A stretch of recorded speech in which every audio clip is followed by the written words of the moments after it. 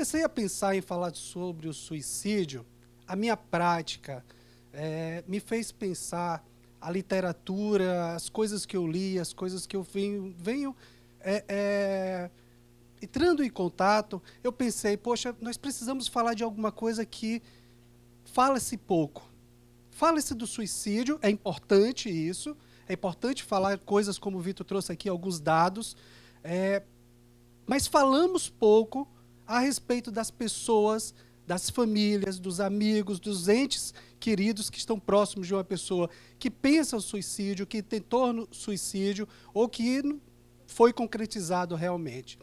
A essas pessoas chamamos sobreviventes do suicídio. Esse termo não é nosso, não é invenção nossa. Nós vamos ver na literatura aí, diversas referências a esse público. Existem grupos, em São Paulo tem um grupo, sobreviventes do suicídio, diversos grupos de autoajuda, grupos terapêuticos também, mas eu gosto muito desse termo porque é um processo difícil, é um processo, de alguma forma, de sobrevivência também, sobrevivência da pessoa que está pensando no suicídio, sobrevivência também das pessoas que estão ao redor.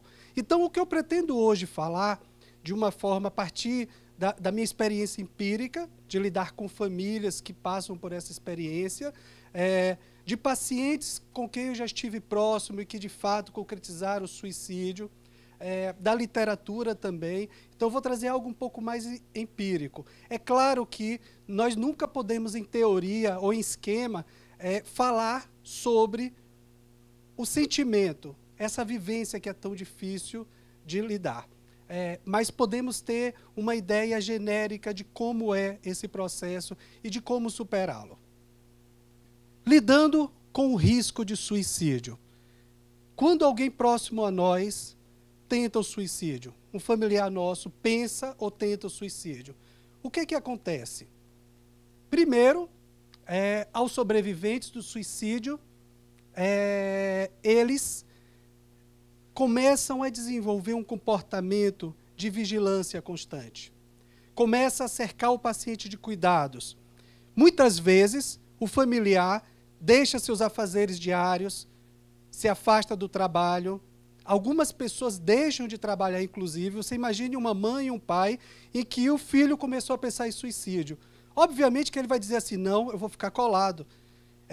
As pessoas começam a cercar essa pessoa, tanto de cuidado como de vigilância. Esses cuidados e essa vigilância pode ter dois efeitos aí para a pessoa que está pensando em suicídio. O primeiro deles é que ela vai começar a querer escamotear os sintomas, vai começar a esconder. Ela se isola cada vez mais, ela fica mais calada, não fala do seu sofrimento, começa a esconder suas emoções, porque ela começa a perceber que o outro também está sofrendo. Muitos familiares que convivem com uma pessoa que já tentou o suicídio ou que concretizou o ato suicida, elas desenvolvem sintomas de estresse, sintomas de ansiedade, os conflitos da pessoa, da família com o paciente começam a aumentar, porque o paciente começa a ficar irritado com aquela vigilância. Então, é um desgaste geral na família. A Organização Mundial de Saúde chega a falar que, após um ato suicida, de 5 a 10 pessoas próximos ao paciente, próximas à pessoa que tentou suicídio, começam a apresentar sintomas afetivos graves.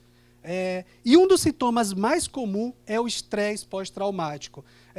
Eu falo muito do estresse pós-traumático porque eu já trabalhei com um grupo aqui na clínica de pacientes que sofriam assalto, eram basicamente compostos por carteiros que tinham tido algum tipo de assalto, e essa experiência, você vai perceber que ela desenvolve sintomas psiquiátricos, são sintomas que não são congênitos, como a maioria dos transtornos mentais, mas são sintomas que são desenvolvidos por uma experiência traumática. E quando uma pessoa está próxima de alguém que tentou o suicídio ou que concretizou o suicídio, ele começa a apresentar esses sintomas. São sintomas de ansiedade grave, sintomas depressivos, como o Vitor bem falou, não é depressão, mas sintomas depressivos, dificuldades no trabalho, dificuldades nos afazeres diários, problemas no sono. Então, é cercado de uma série de sintomas que muitas vezes precisa de atenção especializada e até serem medicados. Então, nesse contexto de vigilância constante, o paciente, como eu falei anteriormente, ou o paciente se isola e fica calado, ou existe uma outra estratégia que eles utilizam, como o Vitor falou aqui, alguns decidem, pelo ato suicida, eles decidem morrer realmente, e aí eles começam a ter uma aparência de melhora. Eles começam a ficar mais colaborativos, falam que estão melhores, escondem os seus sintomas, e aí é que mora o perigo, porque nesse momento ele já está elaborando o ato suicida, e ele, com esse disfarce, faz com que a família baixe a vigilância, baixe a segurança. Então, é aí que ele consegue findar o ato. Muitas vezes o paciente pensa assim, seria muito melhor que eu morresse, assim eu não faria tantas pessoas sofrerem. Então, eles pensam, se eu morrer, o sofrimento deles vai ser inicial e depois passa. O meu sofrimento também vai acabar. Então, na cabeça do paciente que está pensando em suicídio, ele pensa nisso. Ele pensa assim, vai acabar a dor geral de todo mundo. É por isso que a vigilância e o cuidado leigo é importante, o amor, a atenção, como o Vitor falou, o diálogo, mas sem o cuidado especializado, nós podemos estar empurrando essa pessoa para um risco maior da passagem ao ato no suicídio. Porque, como o Vitor próprio falou também, a maioria dos atos suicidas, das tentativas de suicídio, estão relacionados com transtornos mentais. Então, é necessário tratamento para isso. O paciente não deixa de notar as consequências no outro de seu adoecimento. E, aos poucos, vai se fechando. Disfarça a sua desistência de viver, se apresentando mais colaborativo e menos negativista. Esse é o momento de maior risco, pois o ato suicida está prestes a acontecer. Inclusive, gente, pouca gente sabe disso, mas uma pessoa muito, mas muito deprimida, ela até pensa em morrer, mas ela não executa o ato, porque ela não tem o que nós chamamos a psiquiatria de volição. Ela não tem a força, a coragem de fazer isso por causa da própria depressão. O momento que uma pessoa depressiva passa ao ato realmente é no momento que ela começa a melhorar, é no momento que ela começa, às vezes, começa a fazer o tratamento, quando a medicação está começando a fazer efeito. Nesse período da passagem da melhora, é que ela tenta realmente o suicídio. Por isso que esse momento é muito delicado. Então, temos que ter muita atenção quando se percebe essa melhora, que pode ser aparente, pode ser um disfarce, mas também a própria melhora dos efeitos, dos sintomas da depressão, pode ser ali o ponto limite da tentativa de suicídio. Bem, primeiro o estresse, quando a pessoa tenta o suicídio. Mas quando ele se concretiza, o que é que acontece? O que é que acontece na cabeça da família, das pessoas próximas? Um turbilhão de sentimentos. Quando perdemos um ente querido por uma morte qualquer, um acidente, uma doença grave, quando perdemos um ente querido, esses sentimentos são comuns, de dor, perda, raiva. Costumamos atribuir culpa a alguém, foi um erro médico, foi uma falta de cuidado de alguém, foi o destino. Então, tendemos a sempre encontrar um cúmplice, um responsável por isso. Esse é o sentimento natural de qualquer ser humano, encontrar uma explicação, uma culpa. Nesses casos, quando nós estamos lidando com um suicídio, a própria pessoa que nós estamos padecendo, a própria pessoa que nós perdemos, que nós sentimos a dor da perda, ele foi o agente dessa perda, foi ele que provocou isso. Então, na mesma pessoa está localizado aí tanto a dor, o sofrimento pela perda, como a raiva. É por isso que o luto, no caso de suicídio, é muito mais difícil de ser elaborado. É unânime na literatura leiga, na literatura científica, na nossa própria experiência, de que o luto por uma morte por suicídio é muito mais difícil de ser superado do que um luto por um outro tipo de morte. Alguns fatores podem estar relacionados com isso, como eu falei antes, esse antagonismo de sentimentos entre dor, o sofrimento e a raiva, mas também um dos fatores muito importantes, Vitor também tocou nisso aqui, é o estigma que cerca o suicídio. As pessoas têm dificuldade de falar sobre suicídio. Eu conversei essa semana com uma psicóloga, é experiente, de um paciente que está internado aqui, e é interessante que ela evitava falar a palavra suicídio. O pensamento dele de fazer aquilo, todos nós padecemos desse mesmo estigma. Provavelmente, ele tem uma origem na religião judaico-cristã. No Ocidente, ela é muito mais forte, esse estigma, e ele se espalhou por várias áreas aí sociais. Inclusive, uma coisa interessante, a própria prática policial, quando a pessoa comete o suicídio, todas as tratativas iniciais são como se fosse um homicídio. Você primeiro vai fazer uma investigação, até provar, você precisa provar que não foi um homicídio, então até aí é tratado. Inclusive, se a polícia descobre que foi um suicídio, a pessoa tem que ir passar por uma investigação, por uma autópsia, para descobrir a causa da morte, tem toda uma investigação. E é curioso isso, que o suicídio, o Vitor falou aqui, que o suicídio ainda hoje é tratado como se fosse um crime. Outro fator que atrapalha muito o processo de luto, os sis e os porquês. Quando uma pessoa próxima a nós morre por suicídio, nós ficamos perguntando, por que ela fez isso? Se eu tivesse presente naquela hora, se eu não tivesse saído, se eu tivesse dado mais atenção, e se eu fizesse aquilo? E se eu deixasse de fazer aquilo outro? Por que ele fez isso? Qual é a lógica disso? Nós não entendemos. Passamos por esse turbilhão de perguntas, de questões. Muitas pessoas, muitos familiares, passam a vida toda tentando responder essas perguntas. Mas como nós sabemos, esse é um processo multifatorial, um processo complexo, que é difícil de explicar. Então, essa série de perguntas, essa série de questões também não ajudam no processo de luto. Muitas vezes o processo de luto, como eu vou falar já já, é um processo que nós precisamos deixar passar, deixar ir. E quando ficamos nos perguntando, nos questionando, e o pior de tudo, essas questões podem gerar culpa, gera raiva em relação ao nosso ente querido e gera culpa em nós. E isso não é bom no processo de luto. O terceiro, que eu já falei anteriormente, é a raiva.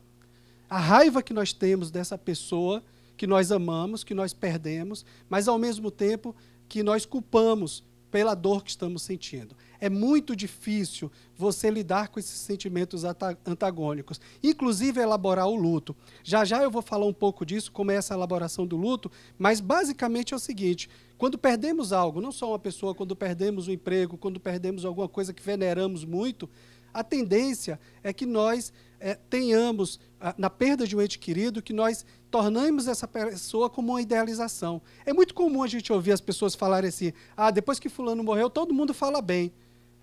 Isso é real, esse é um processo social. Nós idealizamos a pessoa que se foi, é uma forma de trazer ela para dentro da gente, é uma forma de, quando idealizamos, tratar ela, colocar ela num pedestal, para que afastemos a nossa dor e lidemos melhor com a nossa dor. Mas quando essa pessoa é a própria pessoa que cometeu o ato, que causou essa dor, nós não conseguimos fazer isso. Essa idealização fica difícil de ser elaborada. Quando se trata de um pai, uma mãe, nós temos duas perdas aí. A primeira perda é o ente querido que nós amávamos. Há um sofrimento por isso. A segunda perda é que nós perdemos essa referência que nós tínhamos, essa pessoa que nós idealizávamos, que nós tínhamos como uma pessoa que nós íamos copiar o comportamento, uma pessoa que nós nos projetamos nela. Então, a perda desse referencial desestrutura um filho, um jovem, porque aquela pessoa que ela tinha como um exemplo, ela dá um exemplo negativo, ela dá um exemplo ruim. Um exemplo que é tratado por muitos como a covardia, como a desistência. Então, como é que eu vou poder me espelhar nessa pessoa se ela cometer um ato desse? O suicídio é tratado por muitos como um crime contra si mesmo e contra a sociedade. O pior de tudo é que nesse crime não poderemos jamais indagar o culpado, pois ele está morto. o seu ato ficará para sempre incógnito, pois ele é, ao mesmo tempo, o agente, a vítima e a única testemunha do ato. A pessoa enlutada carrega, por sua vez, o peso de ter sido cúmplice desse crime, o que potencializa a culpa e a dor, e assim dificulta o luto. Essa citação, isso aqui é uma frase minha, por isso que eu não botei a referência, então não é a citação de ninguém. É interessante nós observarmos que todas as pessoas, a maioria das pessoas que estão ligadas, familiares de pacientes que tentaram suicídio, elas padecem de uma culpa muito grande, como se elas fossem responsáveis, em parte, pelo que aconteceu. Porque não ajudou o suficiente, porque não procurou tratamento, porque não teve vigilância suficiente. Essa música eu trouxe porque ela representa bem esse sentimento. Leva o teu olhar, que a saudade é o pior tormento, é pior do que o esquecimento, é pior do que se entrevar.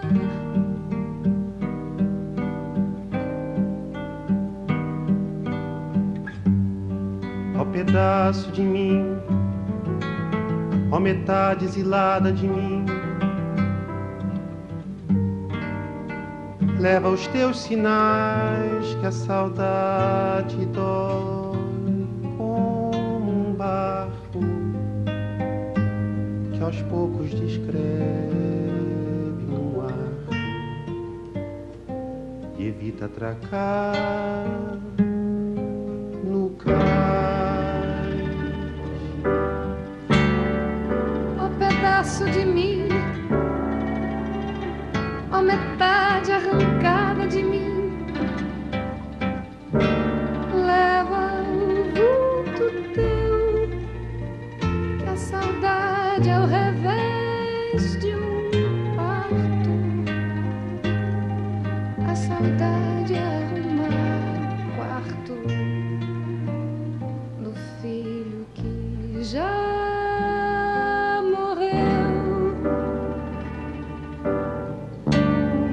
pedaço de mim, ó metade amputada de mim, leva o que há de ti, que a saudade dói, latejada é assim como o mar, fisgada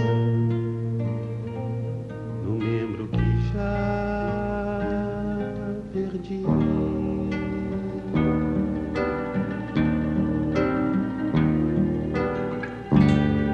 Ó pedaço de mim, ó metade adorada de mim, lava os olhos meus, que a saudade é o pior castigo.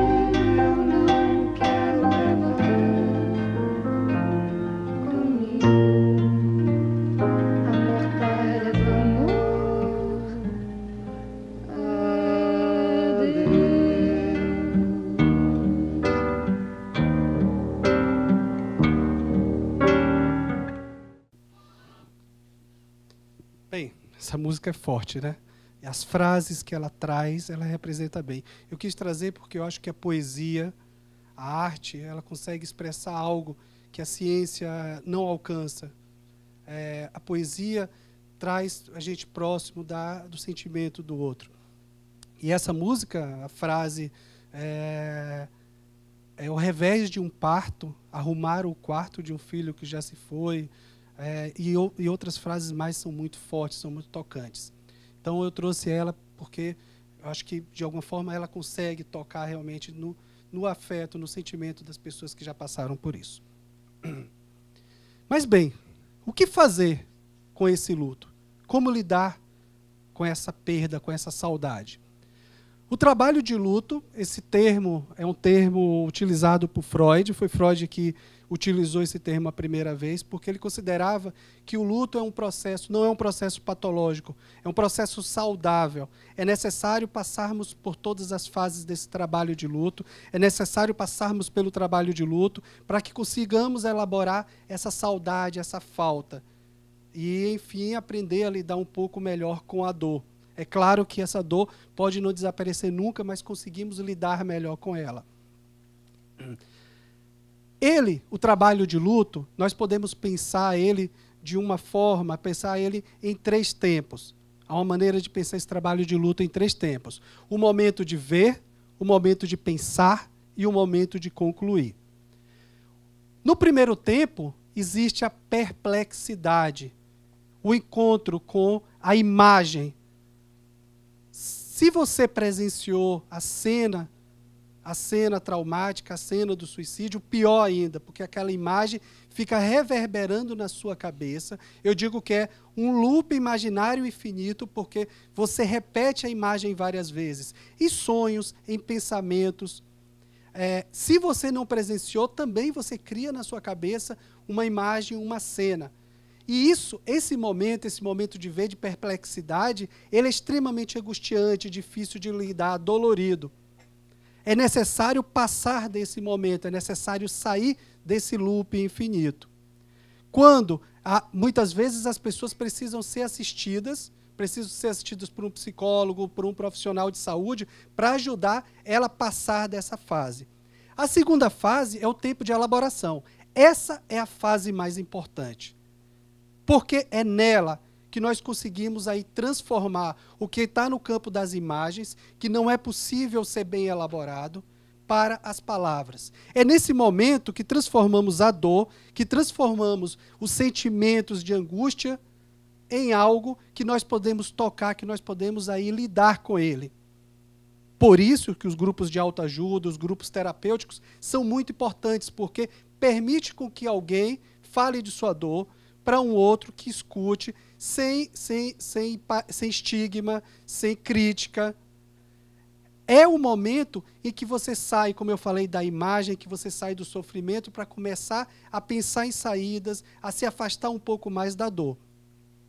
Damos significados e saímos do horror das imagens do primeiro momento. E passamos a tentar absorver a falta. O terceiro tempo, uma vez que a gente passou do primeiro, passamos pelo segundo muito bem, conseguimos falar sobre isso, esse é o momento assim, digamos assim,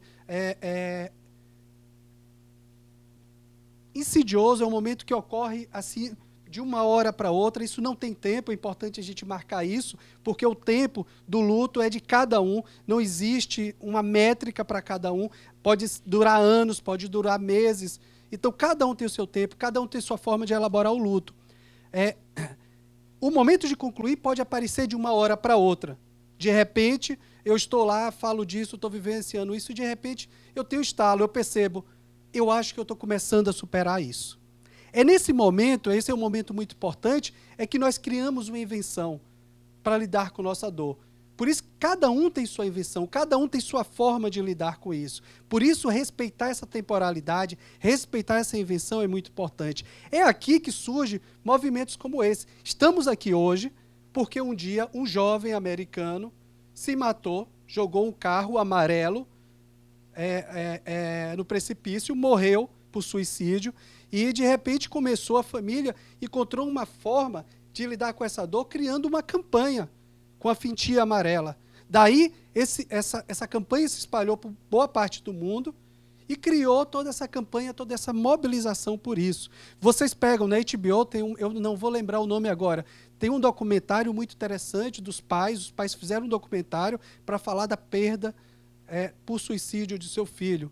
É a invenção que eles tiveram para elaborar essa dor. Alguns pais pegam as coisas dos filhos, doam. Então, existem várias formas. É por isso que o momento de concluir, esse é um momento importante, porque é como nós criamos a nossa forma de lidar com a dor. Então, passando pela primeira fase, passando pelo segundo tempo, nós chegamos a esse tempo, e é aí que nós aprendemos a lidar melhor com isso, com essa falta. não ficamos aí presos às emoções negativas que cercam a culpa, a raiva, etc. 2 pontos importantes que eu queria ressaltar aqui. O primeiro, no luto por suicídio, a raiva e a culpa elas não podem prevalecer. É por isso que muitas vezes, esse momento, essas pessoas precisam de ajuda especializada para conseguir elaborar essa raiva e essa culpa. Vitor citou aqui do Caim, ele é um sociólogo, e ele falava, ele fez um estudo naquela época, e ele descobriu o suicídio é um processo multifatorial, tem diversos fatores que originam ele, e complexo. É impossível conseguirmos entender por que isso aconteceu. Então, não dá para a gente ficar presos a essa raiva, a essa culpa, culpabilizar o outro. Como eu falei anteriormente, quando nós passamos nesse processo de luto a idealizar, a colocar essa pessoa em um lugar, em um pedestal, isso é fundamental, mas quando nós estamos presos na culpa e na raiva, nós não conseguimos fazer esse processo, essa mudança. O cis e o porquês também, eu queria ressaltar mais uma vez, que eles também atrapalham esse processo. Nós não podemos ficar presos nessas perguntas, porque, como eu já falei anteriormente, não dá para a gente explicar, a gente nunca vai saber qual foi o fator. Sabe que a pessoa estava doente, sabe que a pessoa estava sofrendo, mas não sabemos exatamente porque ela tentou finalmente contra a própria vida. É necessário acolher a dor do sobrevivente, entendendo e não querendo minimizar seu sofrimento, permitindo que ele elabore a sua dor, além de ajudá-lo a livrar-se do sofrimento pela busca de respostas e porquês. Mas, acima de tudo, entender que cada um tem a sua dor e irá elaborá-la em seu tempo e na sua forma. Não podemos exigir nada mais diferente disso. Obrigado.